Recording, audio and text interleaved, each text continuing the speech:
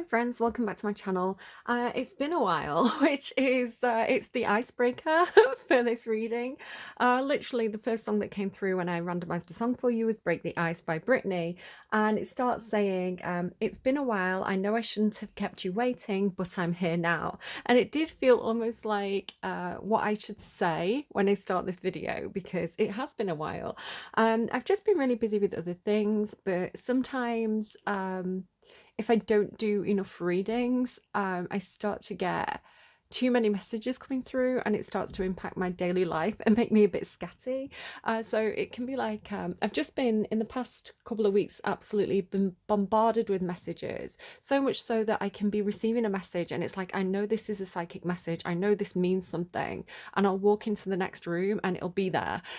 Like it's like almost immediate. So my psychic antenna is kind of ramped up in a way where it's quickly predicting what's about to happen next. Not intentionally, I don't seem to have any control over it, but those signs and synchronicities have been coming through very, very strongly. So things like Billie Eilish, like Bad Guy was playing the other day, like not playing, but I kept on getting these references and it was really standing out to me. And then the song was like relevant. And things like NDA as well. Like I was listening to Billie Eilish at NDA, and then I walked into the next room and the discussion kind of that was happening kind of in the media was about NDAs. So yeah, it's like that. I had a dream about a telephone being disconnected, and the next thing I knew, my stepdad was saying his telephone was disconnected. So it's constant. It's a barrage basically. And with that, it means that I do have to sit down and do a reading. Now, I tried to do one last week and I wasn't happy with it. I was too scattered. I felt like I wasn't delivering the messages clearly. So I went away and I came back today. The first one that I attempted to do this morning, again, was very scattered, but then the neighbors started drilling and kind of interrupted the reading. So I'm starting again for the third time, and hopefully these kind of practice runs mean that I can deliver this message clearly. I think there could be something in that itself, in the idea of practice runs. I've got something coming through to discuss about like media. It could be that somebody is, I've got this thing about turning it on and off. So a media training, somebody could be having media training or need media training. The reading seems to be circling around the Emperor card, considering it was the first one to come out as well, and also this Queen of Air type character, and I'll get into kind of like what's coming through for them further on as I go. It could be a Leo and a Libra possibly, but not necessarily. This is kind of my Leo Emperor. It was clarified by the King of Wands though, which is another Leo card. So it could be a Leo, or it could be that lions are somewhat significant to this person in some sort of way. Maybe an Africa connection. I'm not sure. Lots of different things like that. Yeah. So it feels like this Emperor, I do feel like I'm reading for this person, or the messages are about this person. It seems like this is the focus of the reading. The Queen of Air could be a mother, possibly a mother on the other side, or a significant person. It's almost like this is the person that this person's looking for, or this person's looking for somebody like them. And I'll kind of explain that kind of later as we get more into the reading. But this Emperor, so the Emperor card normally is kind of a businessman or somebody who is running their empire. So I do feel like this could be somebody who is quite work orientated at the moment. It does feel like something's going on with their business or their work, where they have this kind of media aspect that's their work is involving at the moment. So it could be something like, this person has to go on TV and do an interview, or this person is looking to expand their business, and they're looking to recruit a social media specialist. So that's why I'm getting this kind of like social media presence training coming through. Also, this thing about break the ice, icebreakers, it feels like this person could be taking new people onto the team, or doing like interviews or icebreaker exercises. Also, break the ice is significant with the Queen of Air. The Queen of Air I see her as like the Queen of Ice, because she's an air sign. I see them as quite I'm an air sign, I'm a Libra, and I think Libras can be very, very warm, but Also that idea of kind of like putting a cold front up, almost like defensively being quite cold and aloof. It's kind of an air sign thing, you know, like Aquarius is known for this. So this idea of like break the ice. Oh my goodness, the drilling has started again. Are they doing it on purpose? They could be doing it on purpose. We're just gonna put up with it. We're just gonna, I'll come back to So, as I say, this emperor seems to be casting his net wide, basically, with the caster. Preparations come to fruition. So, it does have a plan. It does feel as well like you've got generous and prosperity as well with this person. And the Nine of Fire, which is coming through more like the Nine of Cups today, like wishes coming true, and for some reason. But there could be some hard work involved. So, it could be that this person is particularly demanding or hard to work for, but they reward you quite generously. I do have Saturn on the table, which is Capricorn energy, so someone could have Leo Capricorn placements. I also have so many interruptions. Maybe this person's getting a bit flustered because there's a lot of interruptions going on at the moment. But with this Saturn card, there was this thing about like the swan and the black hole and Saturn. So there's something about like the pressure, because I see Saturn as being like almost like a heavy energy, and with the Five of Fire as well, it's kind of like burdens, responsibilities, kind of like weighing down on someone. But there seems to be something about somebody who can handle that very, very gracefully or look good doing it. Capricorns, that's you normally. And so with the black hole as well, again, this idea of kind of like compression or pressure. And then the swan is a symbol for me, we're just ignoring the noise, about somebody who looks very graceful while doing a lot of work. So underneath the surface of the water, if you look at a swan's feet, they're kind of paddling like this. So there is this thing about grace under pressure coming through. And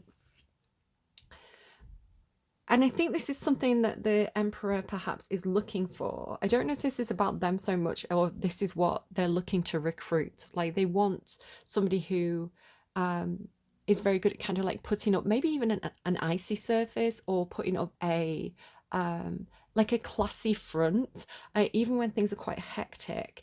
Seems to be something to do with the message, because I'm getting this whole thing about specifically the 1950s, kind of could be a little bit either way, maybe dipping into kind of like 1960s, 1940s, even 1930s, but yeah, mainly centered around like 1950s. So if you think about kind of like old Hollywood glamour, and specifically the person that was coming through was another Capricorn called Shirley Bassey, who has that kind of gorgeous stage presence. I remember my granddad and grandma having like a Shirley Bassey live performance DVD at that not DVD, VCR at their home, and being a little girl, like being raised in like the 80s and 90s, there wasn't a huge amount of things for me to do, so I would watch this Shirley Bassey on repeat, and there were specific songs and specific moments that I really loved.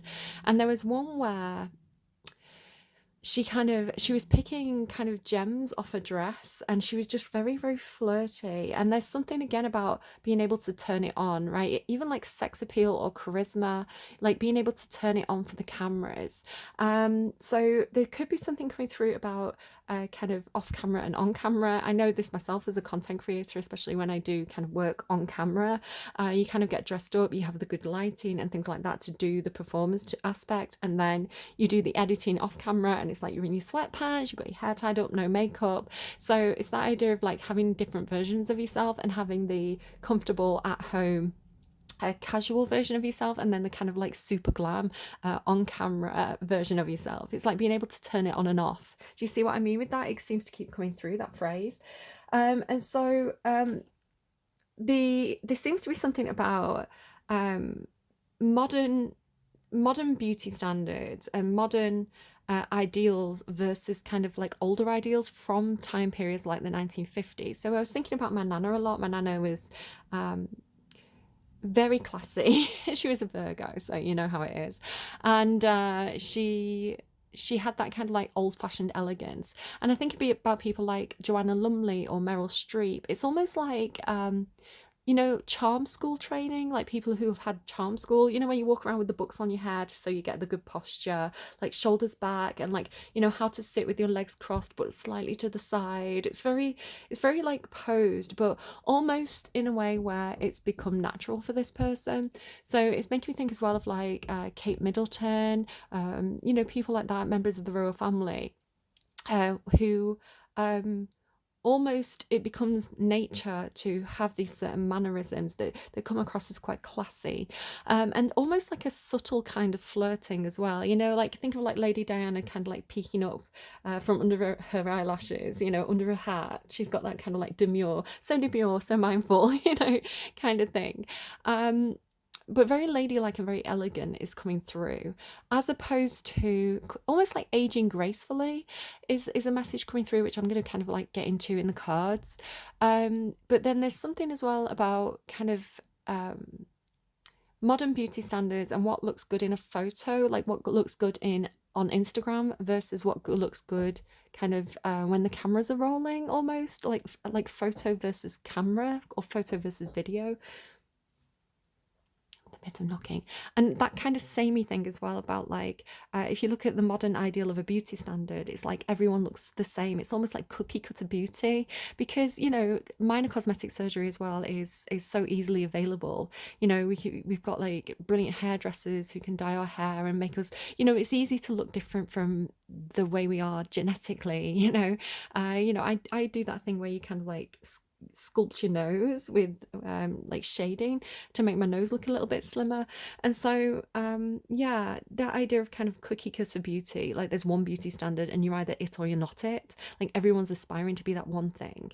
But then how false that is as well. So if you look at some of the people, this thing about pillow face, where people have had too much Botox and fillers and they're starting to look really puffy now, all these celebrities who were previously promoting it. So again, that idea of like growing old gracefully, and something about there's something about movement, like the way someone moves, or the way someone, has that little sparkle in their eye, or that little smile, or so it could even be the opposite as well, of like someone who looks very good. I'm like this, I think, like I look better when the camera's in motion, because if you pause a video, like I look like a horse. So I don't think I look great in photos, but I think some people are like energetically more attractive. So there seems to be something like that coming through. And again, it's really interesting because it's almost like this like aging down of this person. So I don't know what it is about. And again, it could be like somebody's looking for someone. It could be dating, but I don't think it's dating. It feels more like um almost like casting, because I did this reading a couple of weeks ago, and what was coming through with that reading was it was like someone who was looking for like a lead actress. It's like I'm looking for a specific actress to play a specific character or specific role, and no one's quite got the matching energy of what I'm imagining. No one's quite, like, one person might look right but they haven't got the charm, something like that. It's and it felt like this director was almost struggling to find the right lead actress. And then it's coming through this idea of like looking for somebody who, like I was talking about my nana being like, she's an older woman, but having a lot of style and grace, or not, like, again, that kind of old Hollywood glamour. And so we have this older woman, right? She's here as the bone collector, and here is the queen of air, and you can see she is a little bit older. But then it's almost like towards the end of the reading, and here as well with the moon maiden, with love and beauty. It's very, very Libran, by the way. Queen of Air is Libra to me. Love and beauty, Libra rules. If you think about the goddess Venus, she was the goddess of love and beauty. So very Venusian, very Libran. Doesn't have to be. Taurus is also ruled by Libra. But it's just energy. It's not a specific person who has that sun sign, right? It's an energy affecting this reading. So it's like somebody who has, it's like they carry that air, right? They carry that air of love and beauty. And again, it's like, look how her arms are out. So this picture in particular, like the two girls in the background look very, very posed. It's like they have that kind of model pose, like for the Instagram, and then she's just kind of like running through the park, doing the hills are alive with the sound of music, and just, it's like she's drawing all the attention because she's more vivacious, where these two are more fixed and posed, right? It's like she's the one with the charisma, even though these are the ones that are Do you see there's a slight difference there?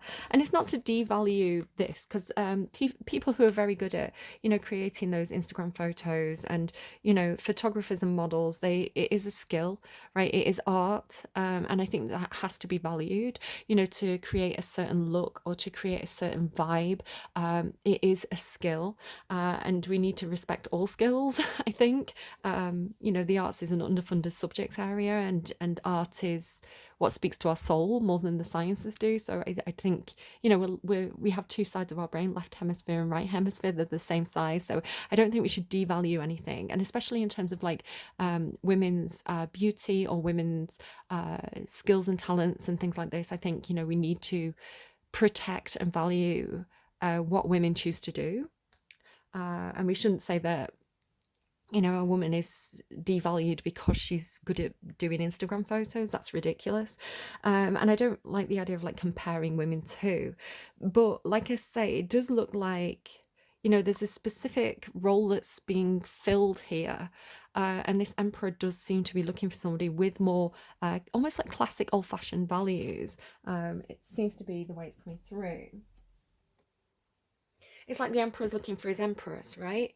And so what else do I have? Let me just go back to this. So, like I say, the 50s seems to be coming through very, very strongly, specifically like with two themes. One is singers, and the other is like retro cars or vintage cars, like classic cars. So again, somebody could have a special interest in kind of like classic cars. They could be collecting them or collecting model cars.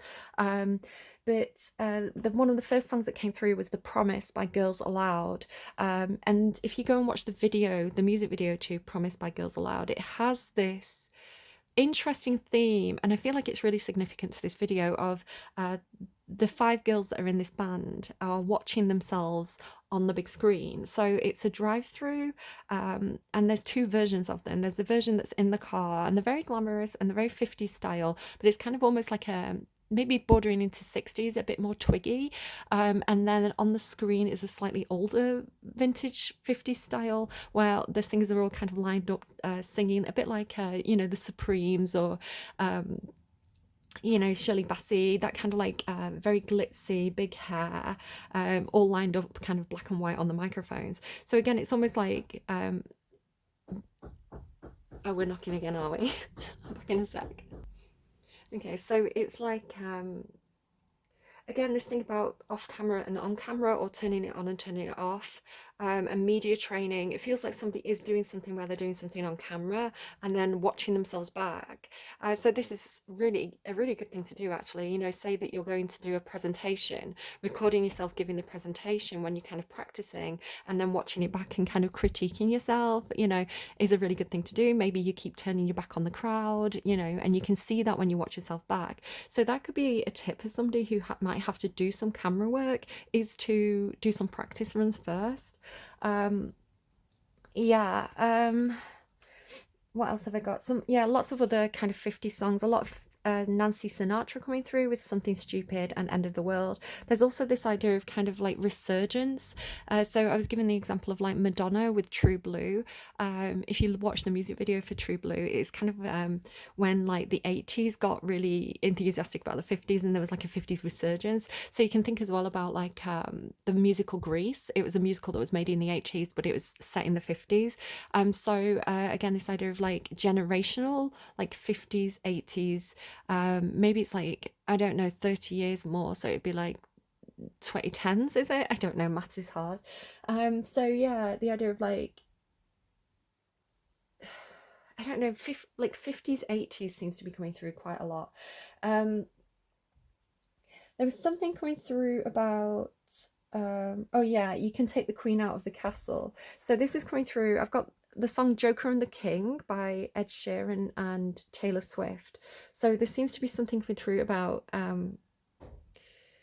somebody who is like the queen who's raised in the castle. You could put her in the local pub, but she would have something about her, like her mannerisms, her graces, the way she speaks, the way she holds herself, that is particularly ladylike or elegant.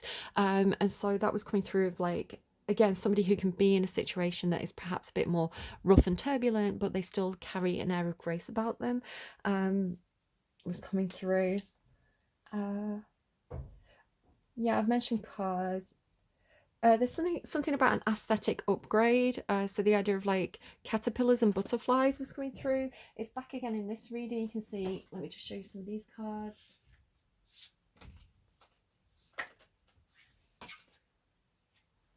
So all these kind of like winged butterfly symbolism coming through, flexibility, the soul, me too, repairing body and mind, Queen of Air, she's got like these wings.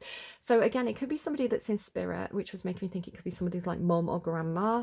But also the idea of, I was getting this kind of like cocoon energy, this idea of like,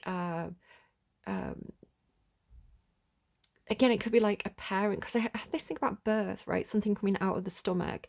But like a new version of you coming out of the stomach. So almost like how a snake sheds its skin, or like how, a mother gives birth to a child, and that child kind of can sometimes be like an improved version of the mother. So taking the best bits from previous generations to refine and become better, kind of thing, could be something. But it more feels a little bit like a new version of the self, right? Like an evolution of the soul. Not like, I'm thinking of that movie Cocoon, like when the older people get younger. Yeah, I don't know. But it's like peeling off the outer layer and seeing something youthful underneath. So it could also be this idea of somebody who, they have a very youthful soul, they have a very young soul. There's something kind of mercurial and vivacious about them, something childlike, glinting behind their eyes. Despite however old they get on their outer appearances, there could be something about that. Yeah, look here as well. This imagery of the wings and the water again. There's just something, I don't know what that is.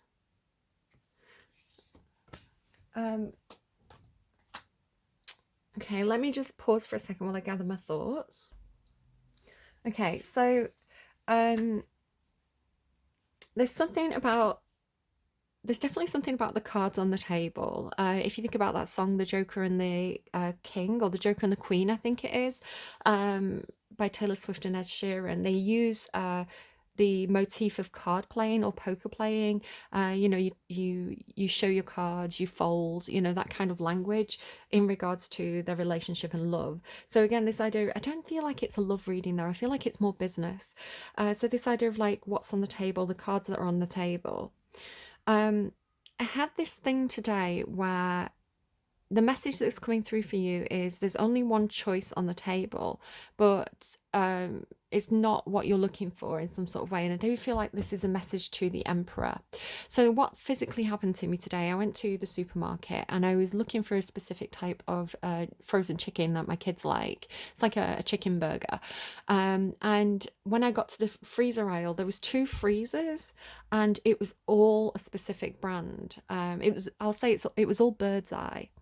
And I was like, I don't, even though I sometimes buy Bird's Eye, I didn't like that they almost had like a monopoly on the market. So I couldn't find the chicken I was looking for, and there were no alternatives. It was only Bird's Eye. And that felt like I say, it felt almost insidious. It felt like a monopoly because, I was like, there's no choice. It's like, I don't want to have to be forced to buy this brand. And so I actually ended up, there was a couple of things that I couldn't find. That I'd bought from there in the past, and I ended up just putting my shopping down, the things that I picked up and put in my bag, and I just left it, and I walked out and I didn't buy anything because I didn't like the idea of being forced to buy a specific brand. So if there's some sort of choice, I do feel like this is for the Emperor. It could also be that the Emperor is making an offer to the Empress, but it's like there's something about this offer or this choice that's limiting, and it could be to do with a specific brand. So it's kind of, it could be something like if you sign with, it could be a record label, right? If you sign with us, you can't sign with any other of our competitors, or like there's only one option on the table, where it just felt very controlling and like a bad thing was the way it was coming through, this message. So what I'm being told is refusing and walking out is also a choice. So say for example you are going for a promotion at work and they're like, yes, we can give you a promotion, but the only job we can offer you is this specific thing, and it's going to really limit you. It's like saying no, I rather than being like, this is the only option, I have to. So the thing with the message, the way it's coming through, right? I walked out of that supermarket and I couldn't make, there was 2 meals that I was planning and I couldn't make either of them. And rather than buying what was there, I was like, I'd rather go hungry than be forced to buy something that isn't, what I intended to buy. Like, and probably for a jacked up price as well, right? So walking out, it felt very rebellious, and it felt very, um, even though I was missing out in the moment, right? I didn't get to eat the food that I wanted to eat, which I couldn't have anyway because they didn't have it on offer. But rejecting it's not a choice. If they've only got one thing on offer, that's not choice. So rejecting this forced choice and choosing instead to walk out felt very rebellious, and it felt like a reclamation of my own power rather than being so desperate that I just bought what was on offer, right? Because if you do that with a corporation, they can, they'll get away with it, and then we reinforce that limited choice behavior, where if everybody stops buying the product because, that's not the product we want, it's kind of like power of the consumer. That business is going to be forced to provide more choices. So yeah, it's like don't take the offer because the offer's a limited offer, where walking away could in the long term have a more value and a better effect, kind of thing. Like, don't be forced into a choice. So it feels actually like it is a message for the emperor. It's almost like, say for example, you have a business and you're looking to get some kind of brand deal, but the brand is maybe morally questionable, or not quite right. um there could be some sort of conflict there. It's like, you don't have to go with that brand just because it's the only brand that's approached you. If you walk away from it, they may come back with more options later, or if you wait it out, more options may come available down the line or not. But you shouldn't give your power away by going for the only choice just because it's the only option that's there. you know um it feels like a trap in some sort of way. Yeah, with the netcaster as well, it does feel a bit like a trap. um it's kind of, again, it could be the kind of thing of, you've got a movie, maybe this is a director, and they've got a movie, they've got the script, they've got everything set up, but the only thing missing is like the lead actress. And it's kind of like, there's only one lead actress that's available to do that movie, but in your heart of hearts that she's not the right one for it. It's like the entire movie could fail if you sign the wrong actress, right? So it's kind of like saying, let's shelve this project as it is. We'll keep everybody all signed up as best as we can, and we'll see, what becomes available later on along the line, rather than wasting a huge amount of money on something where, it's not what you're wanting to do. Do you see what I mean? Um, oh yeah, going back to my old reading, this idea of like star-shaped diamond. So again, She's a Lady by Tom Jones. It was giving me like Miss Congeniality. So again, it's very, if you think about Miss Congeniality, it is almost like that charm school training. There could be something as well about, because I'm getting desert, right? I've been getting desert coming through. I don't know if it's something about kind of like the Midwest, or originally it was coming through like almost like a North African desert, a bit like in Game of Thrones, where Daenerys first goes to meet her husband and he's kind of got that tent in the desert. But now I'm thinking this could be something coming through about like the American Midwest, where there are kind of like, everything is a bit old school. They still have beauty pageants, and they've got these little girls in high heels and full makeup, and which on the one side is harmless fun, but it can be insidious as well, right? There's like a light side and a dark side to that. Valuing little girls on their looks is questionable. There's all It's because there's something else coming through about On my next page, my note is the destruction of fundamental values. And it feels like this is a collective thing that's going to happen. It's like some fundamental values are, something's going to happen where this is about to be destroyed, right? It's like this word fundamental, it's like at the root, at the base, at the groundwork, the foundation of something is going to crumble, is the message of how that's going to come through. But then I interjected is the sentence changed to destruction of harmful fundamental values, but this is going to be on a collective level, so this feels like a bigger reading coming through now. I was getting this thing through about because it was coming through like a stomach, like a hole in the stomach was the way it was coming through. And again, it's either of like a baby coming out of the mother. So it could be something about like C-sections and birth. And obviously, there's some, and again, I'm not here to say what's right or wrong, but there are some laws and conversations happening around women's bodies and pregnancy and babies and things like this, which definitely have some traditional or fundamental roots, and this could be something that is challenged sort of over the next year or so.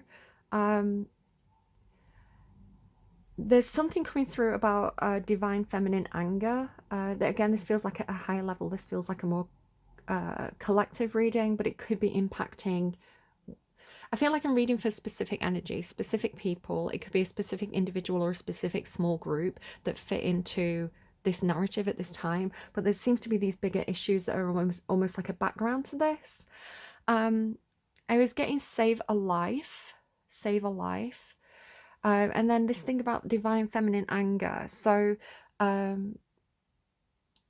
having someone who's very like graceful, ladylike, all that kind of stuff, but having a huge amount of drive, or it's coming through as constructive anger, not destructive anger. But sometimes you need to be destructive in order to reconstruct. So if something's not fit for purpose, you need to attack it and demolish it in order to replace it with something better or review it, is how it's coming through. So it could be that a female is very angry and this is perceived as destructive, but actually it's almost like there's something over the horizon that this person's aiming at. So it's very plutonic as well.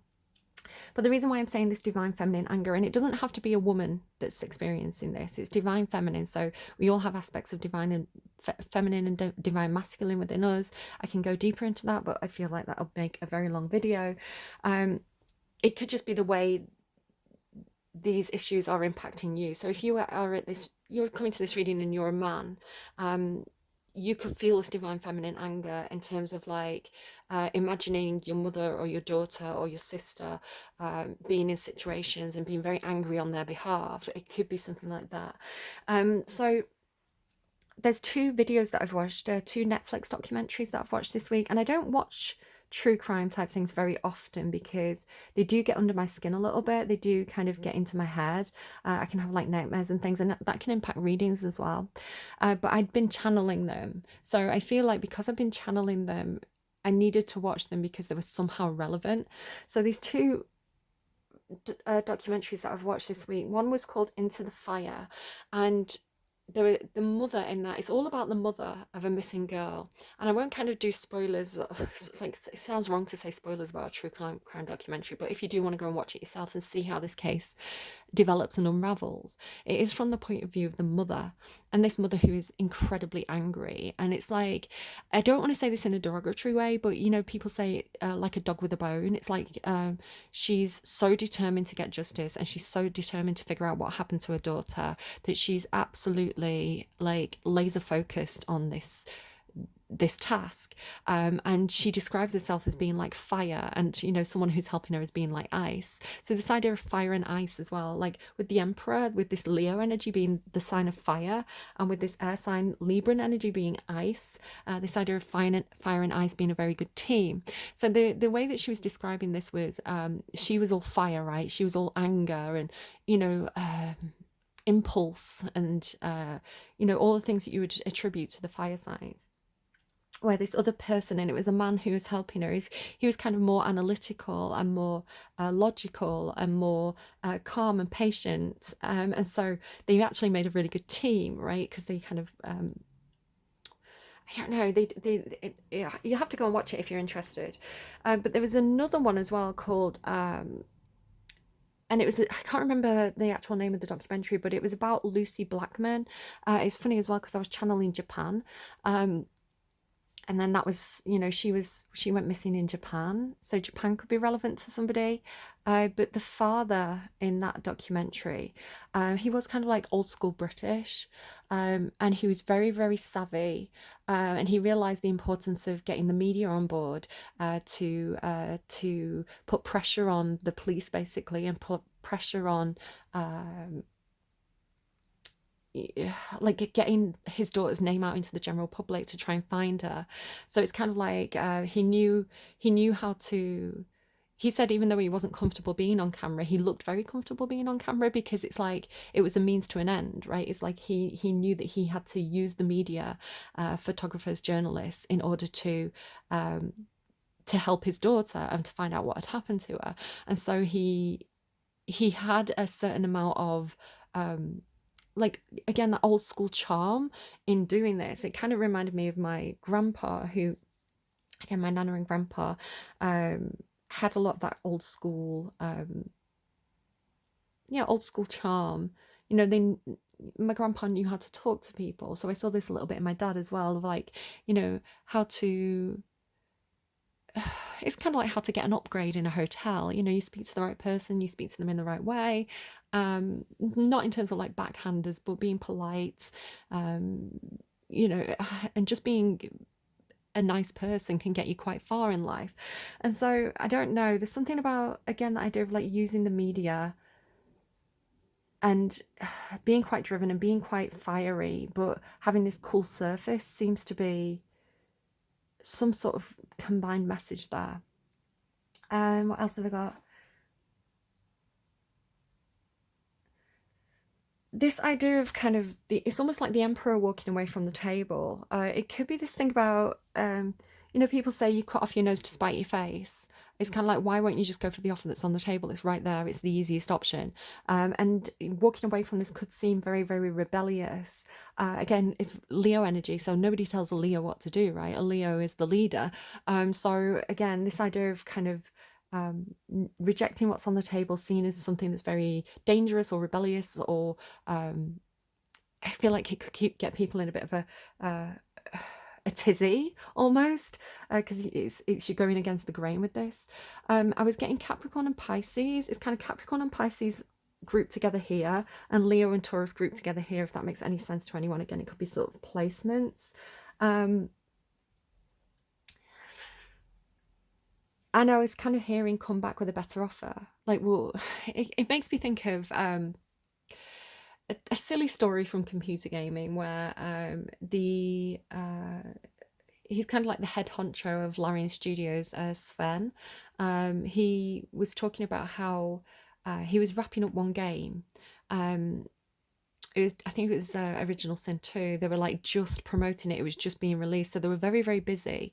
And he had a meeting with Wizards of the Coast, and Wizards of the Coast are the owners of the, Dungeons and Dragons franchise. Because they had this idea that they wanted to make, Baldur's Gate 3, which is based on Dungeons and Dragons, so they needed to convince them and get the license, basically. And again, so this idea of like the emperor approaching a brand, right? So, he says himself that his presentation wasn't up to scratch. It didn't go very well, and Wizards of the Coast kind of said to him, go away and come back with a better presentation. We'll hear you out again, but this isn't it, right? So it's that idea of kind of like going away and being given more time and coming back and having perfected something seems to be a message here, especially because you've got things like patience. I'm not sure. I've also got the note, beauty, a diamond can withstand the pressure, which again could be a Libran energy coming into the mix. So again, it just feels like Crown Games. The Crown Games is here. So you've got the Queen of Air. with crown games, right? And the emperor. So it's kind of like maybe these are two sides of the table. Maybe the emperor's approaching the Queen of Air with an offer, and she's saying, "Come back with a better offer," or vice versa. You know, there seems to be some a bit of a game of chess on the table here.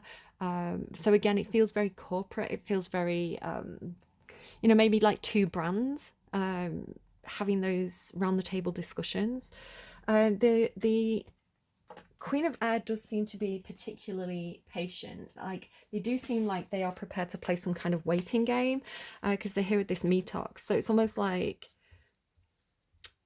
you know, they're not battering down the Emperor's door to get this contract or anything like that. They're very patient. They're very happy to walk away and wait.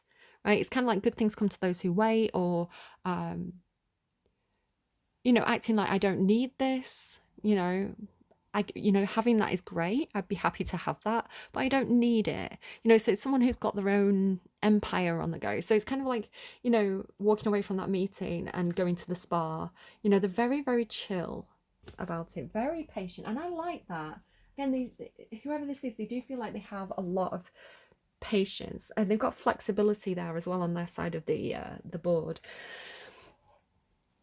Libras are particularly, it's funny because I'm getting this stubborn thing coming through. So again, particularly with those signs that I read out before, Capricorn and Pisces, this was coming through that a kind of stubborn energy.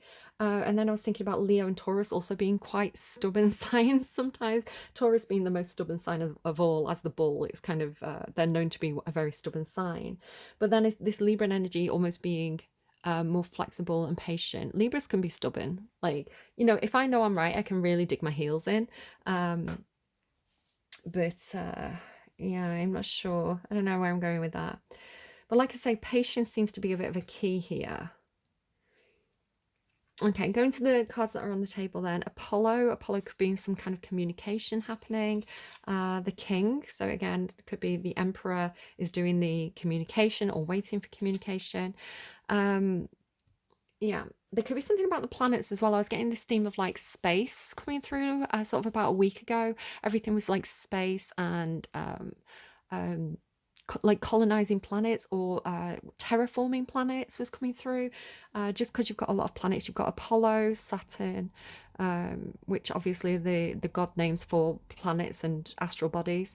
You've got black hole and starman. Starman is kind of a physicist energy, somebody who understands physics, somebody who understands planets. They could be very Aquarian in nature.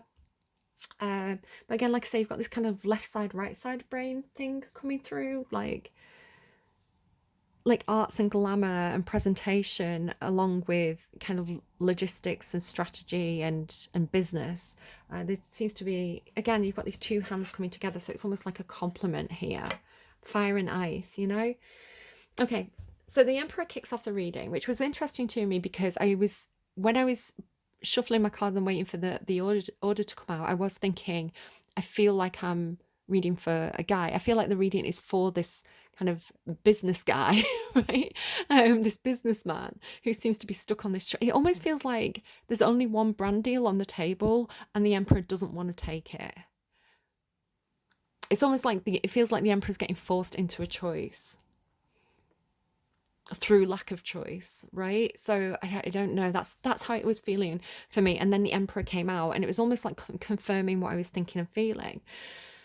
And so again, this net caster preparations come to fruition. It's almost like maybe they've cast the net. Maybe again, if this is like looking for a certain person to fill a certain position, it's like the first round of interviews are over and they're pulling the net in and they're looking at all the CVs and, you know, maybe not entirely happy with the catch. It could be something like that.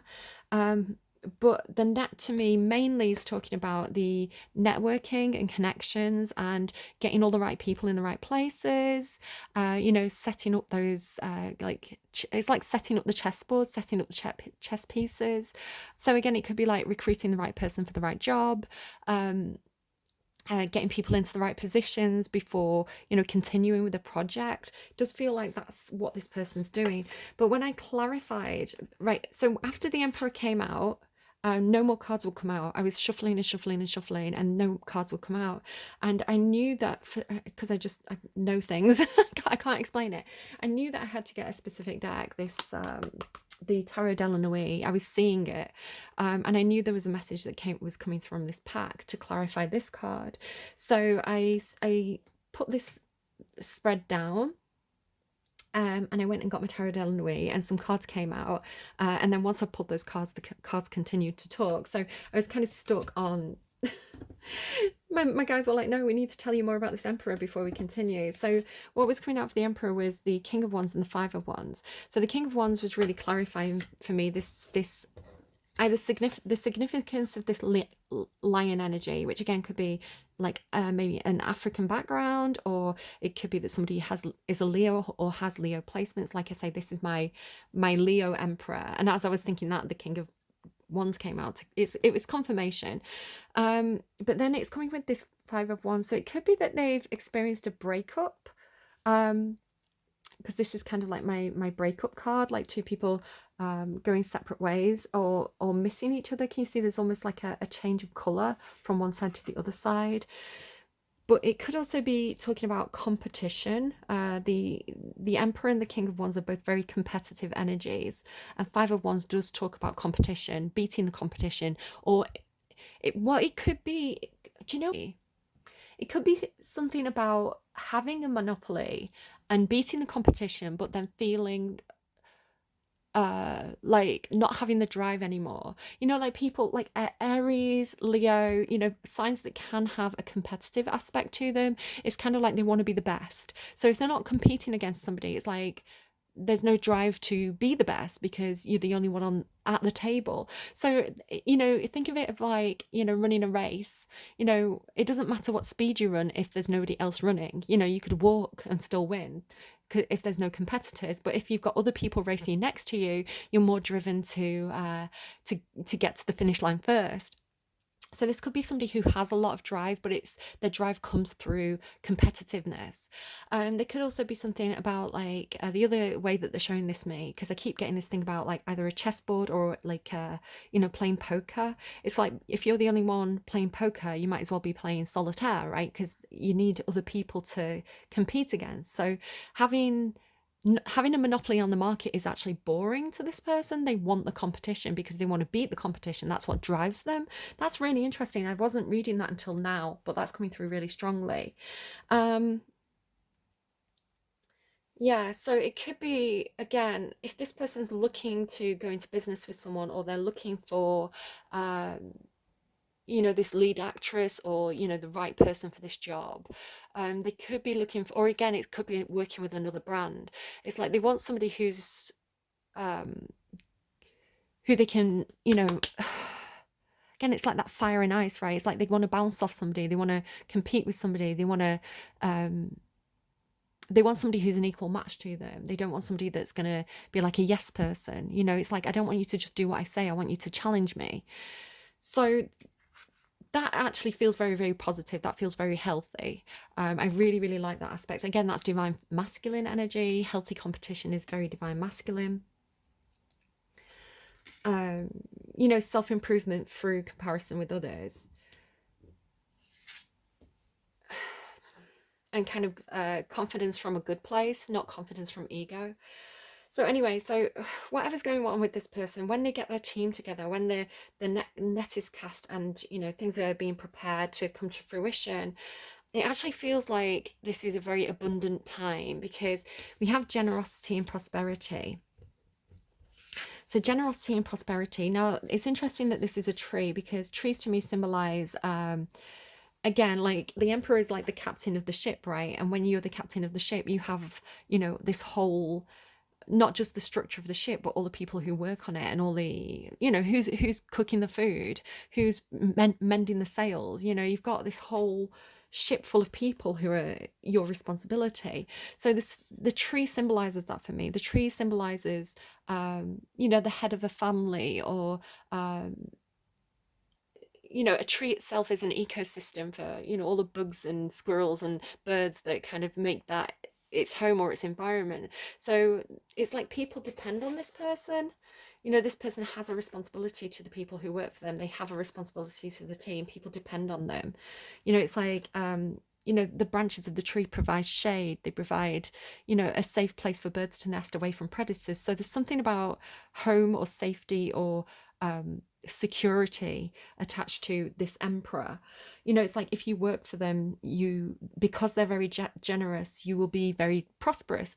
I watched, and again, I don't know how true or false any of these things are, but a TikTok came up on my feed last night, and it was talking about this guy who he was able to pay his entire team of workers, and admittedly it was quite a small team, it was a small group of people working for this company, but he was able to pay all of them a salary of I think it was like $70,000. And the reason why he was able to do this was because he took a huge salary cut himself and also paid himself $70,000. So everybody, including, like, I don't know if he was like the business owner or the CEO, everybody was earning $70,000. And it provided the team with this sense of security and belonging and, you know, togetherness. And the company was really, really successful. It's like everybody wanted to be there. Everybody enjoyed being part of this team.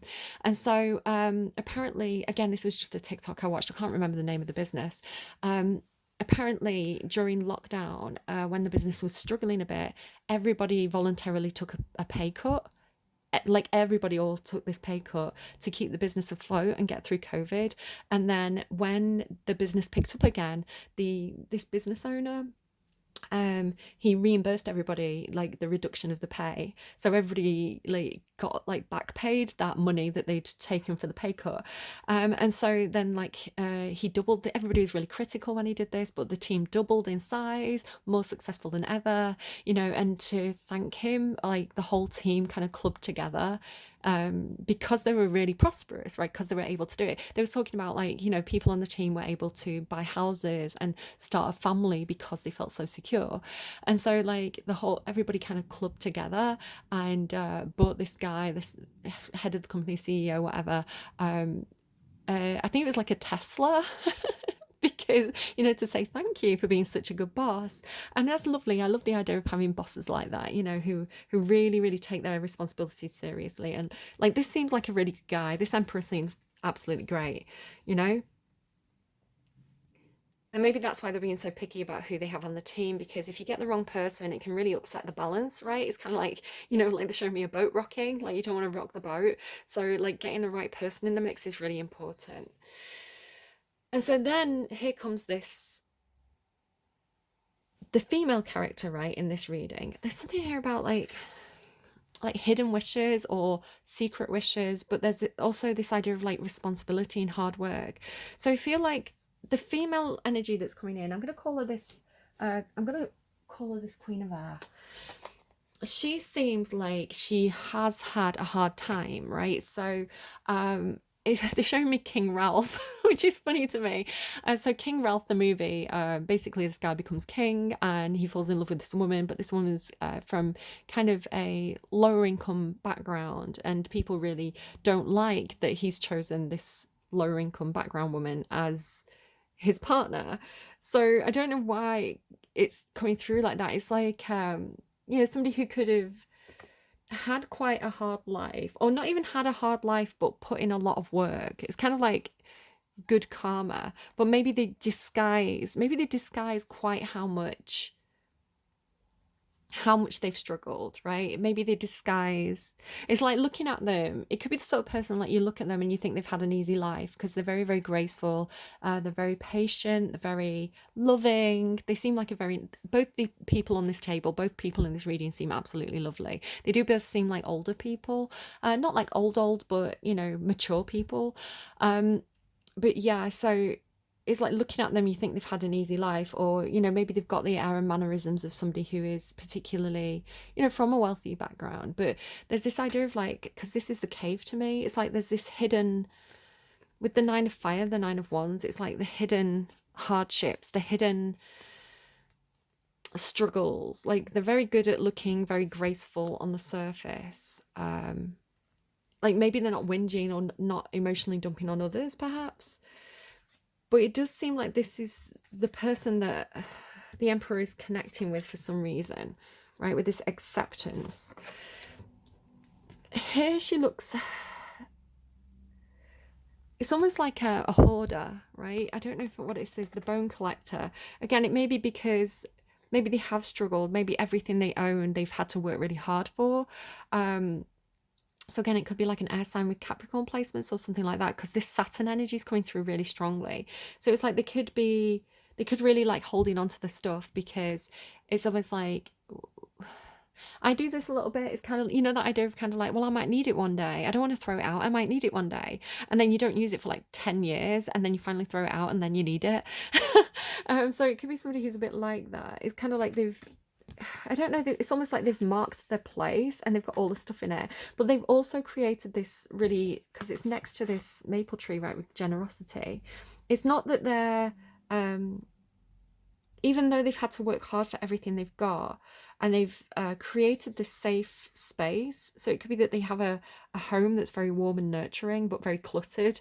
But people like to be there. I'm noticing like the little rabbit and the snail is like, she's welcoming, right? She's warm with this maple tree and generosity. So even though she could be somewhat of a hoarder, she's also very generous, right? She's happy to share this with those that she loves. So, and can you see, like, she has her own, it's like she has her own power, right? She has her own circle of power. She has her own net. So the Emperor has this net, but she also has a net. Perhaps this is more physical for the Emperor, but for the Queen of Air or the Bone Collector, perhaps this is more like psychic or energetic. So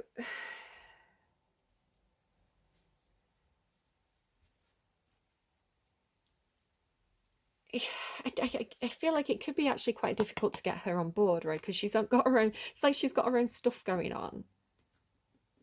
Very intelligent, very strategic. So there is this feeling about like almost like the carrot on the stick, like dangling a wish in front of her that she's considering.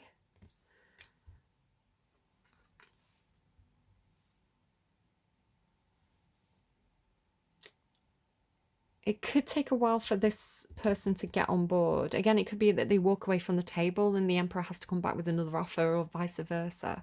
But then we do have like acceptance and new beginnings.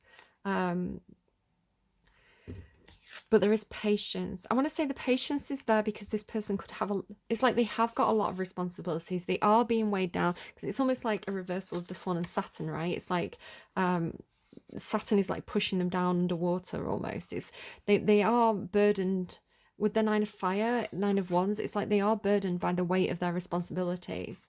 So it could be that there has to be some patience whilst like the Queen of Air ties up some loose ends. It's like they have to finish one project before they can start another project, because they've already committed to one thing. So again, it could be like, again, I was talking about you know, casting for a movie and wanting the perfect lead actress. It's kind of like you might have someone in mind, but you might have to wait for them to finish the movie that they're working on before they can start the new movie, something like that. But I feel like there's the patience on their side, right? It feels like they're the one kind of walking away from the table and saying, I'll wait until you come back with a better offer.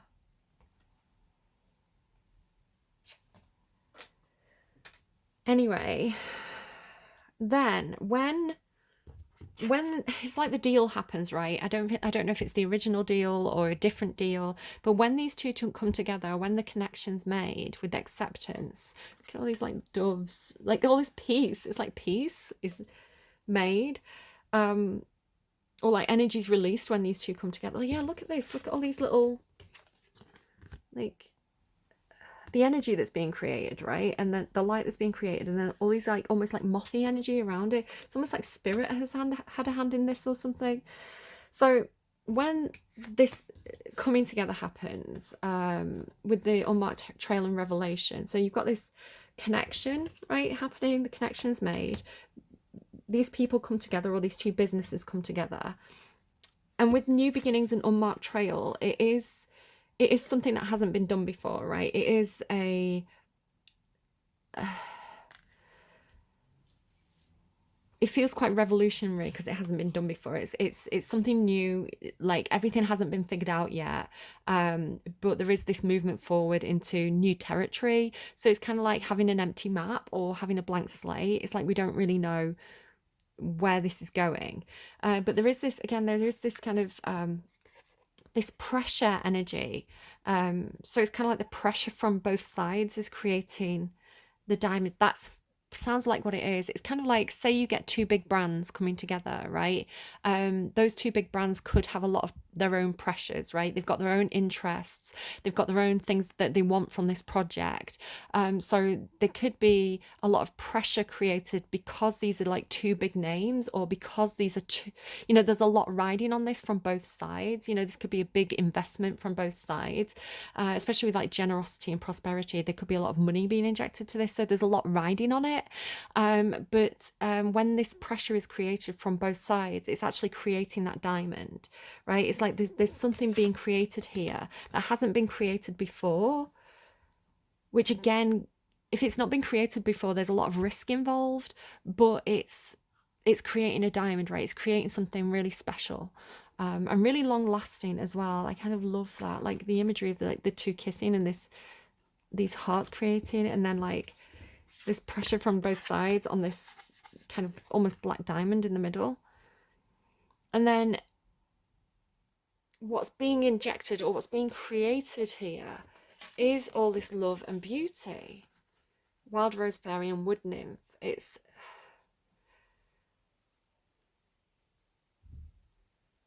like love and beauty is being created. So it could be like a piece of art or a project that has a lot of love involved. It feels like what people should be creating, right? Somebody should create something because it's beautiful, because it speaks to the soul, because they love it. It's like all the right reasons to bother creating something in the first place. You know, because you can create something for money, but if your heart's not in it, it's not going to turn out to be very good, right? The best things come from people who are passionate, and if anything, like the emperor, the king of wands, he has to be passionate.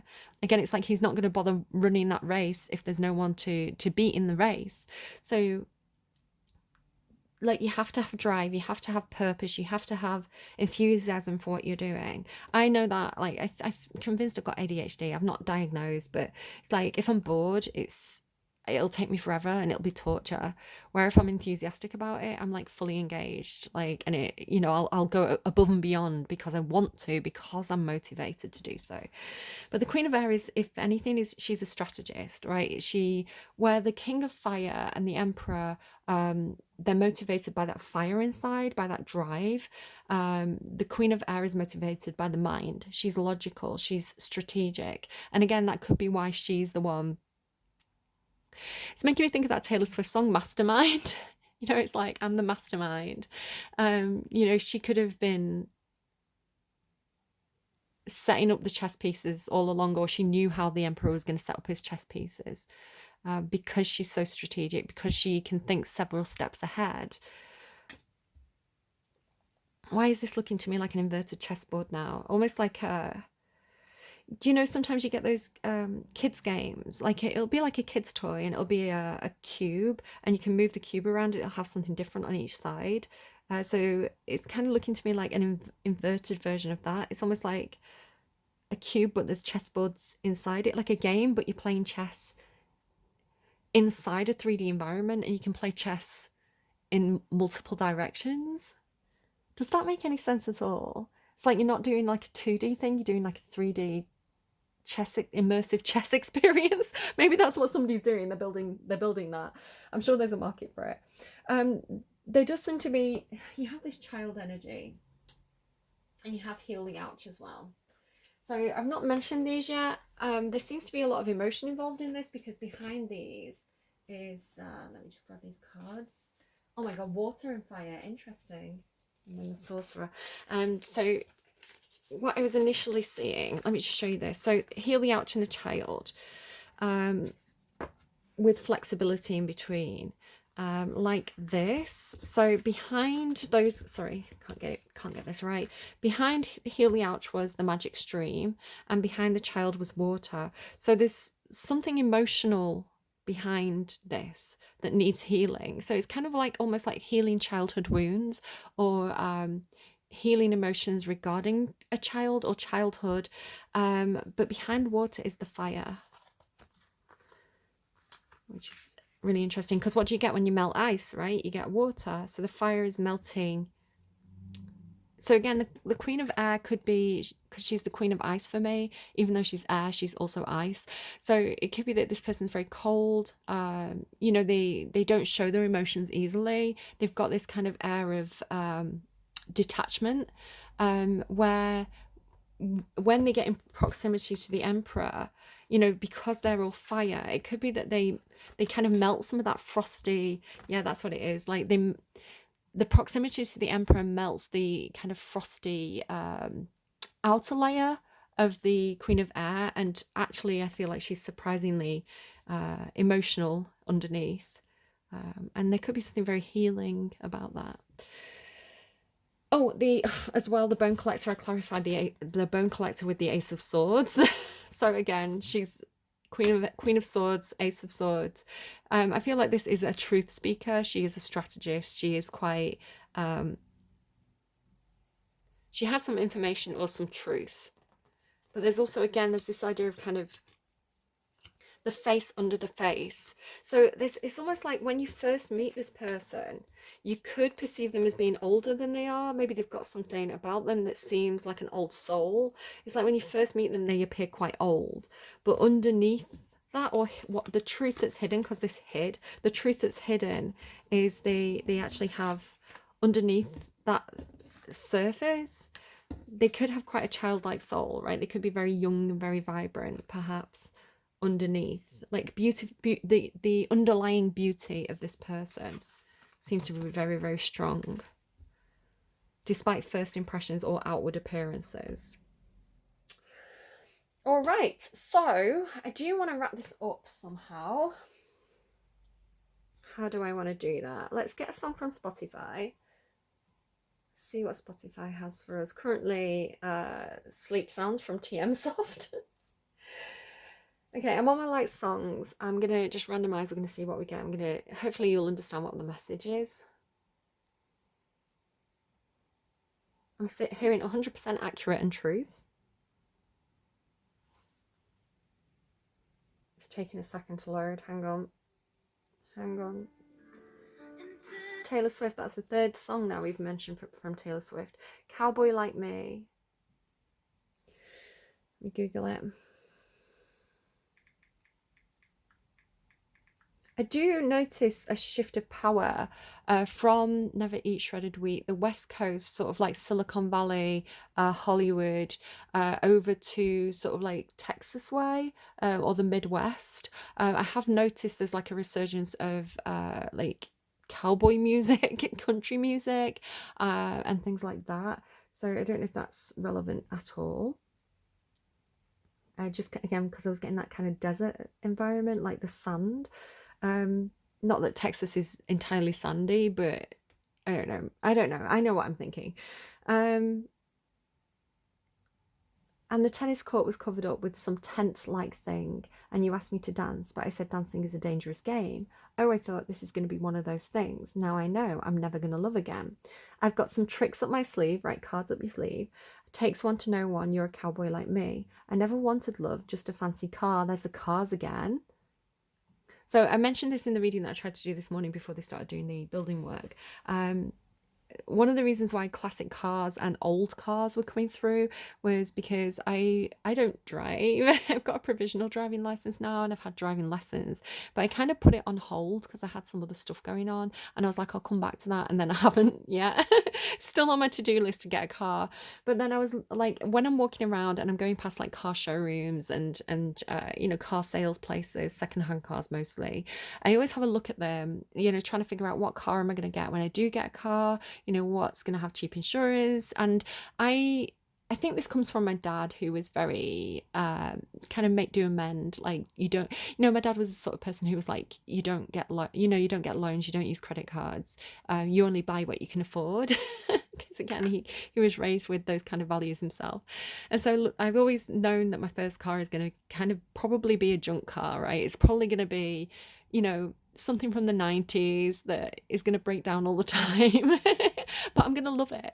And so I was walking past one of these like secondhand car places, and they had an old Fiat Punto, and it was like £2,500, which is very cheap when I look at cars in the area. And I was like, is that going to be my first car? Like looking at it. And so this idea of like old cars or classic cars has been coming through as a bit of a theme. Um, yeah, I never wanted love, just a fancy car. I'm kind of the opposite. I'm like, give me love and a shit car, and I'll be happier. No, I'm waiting by the phone like I'm sitting in an airport bar. You had some tricks up your sleeve, takes one to know one. You're a cowboy like me, perched in the dark, telling all the rich folks anything they want to hear, like it could be love. I could be the way forward, only if they pay for it. Bit worrying. You're a bandit like me, eyes full of stars, hustling for the good life. Never thought I'd meet you here. And the skeletons in both our closets plotted hard to F this up, and the old men that I've swindled really did believe I was the one. And the ladies lunching have their stories about when you passed through the town, but that was before I locked it down. Now you hang from my lips like the gardens of Babylon, with your boots beneath my bed. Forever is the sweetest con. That's cute, right? That's cute. That's wholesome. Very mindful, very demure, very wholesome. I am going to stop doing that. I'm annoying myself with it now. What do I want to get? What do I want to get to wrap this up? I'm hearing who hasn't spoken yet, and there was one of the decks that wouldn't speak. I'm going to have to flip everything. So you're going to get to see the backs of the decks now if you were looking for any of these themselves. No, they have. Who hasn't spoken yet seems to be a message.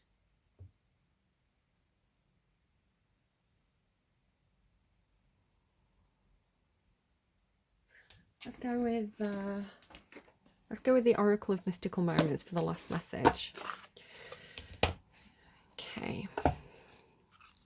What do we have? What is the message for the people going forward? What needs to be understood better at this point of the reading? Thank you. Quite a bit, apparently. I'll read Flower Spirit because it's the one that's face up. But we also have Listen. Again, Patience, Listen. Night Ride. Look at that, like the owl with the owl under its wing. On the elephant. Elephants symbolize ancestors to me, so ancestral wisdom. Listen to the ancestral wisdom. Funnily enough, I'll show you the card. When I did a card for a reading for myself last night, look at as well, more lions. When I did a reading for myself last night, this card was in the underlying. My mum loved elephants, so this is always kind of like talking about listening to your ancestors, right? So yeah, somebody could really like elephants. That could be significant. And then pure nature. Yeah, again, the idea of like the rose symbol being symbolic of like love and beauty. That feels like the pure nature, the true nature of this person, despite them perhaps putting up a cold front, is love and beauty and tiny triumphs. I love the idea of like holding on to those values of love and beauty, being a tiny triumph, right? Being able to love in the face of hardship is a triumph. Let's read Flower Spirit, number 10. And then I need to go and plan for a D&D campaign. Friendship, soul, tenderness and joy. This card shows the tender and sensitive flower fairy, the soul of each plant. She listens with all her heart to her friends and provides a soothing caress when their edges get prickly. By enjoying life and keeping the playfulness in her heart, it seems like we're talking about this one, right? She is a source of inspiration and joy. Her childlike vision, yeah, I knew that child was it's like the inner child of this older woman. Her childlike vision helps her to see the good in all things, especially herself. I love that. That's really nice. Okay, I'm happy with that reading. I'm going to go and stick that all together and get it up on my channel that has been neglected. But I'm here now, guys. I'm here now. And yeah, I don't know when the next reading is going to be. It depends on when my guides start to barrage me with messages to the point that I cannot live my life physically because it's like having like radios blaring in your head. Like all the time. And sometimes you can just kind of like drown it out, like you can ignore it. But it gets to the point where those messages are very insistent, and I'm like, right, I just have to do a reading so that my guides leave me alone. So hopefully this is helpful to whoever watches it. I hope you got something from it. Whoever the reading is for, I hope that this guides you well and you find that childlike love and joy in everything you do. Okay, I'm gonna go because I can't speak anymore, and have a lovely week, and I'll see you again soon. She says, I'll see you when I see you. Bye, guys.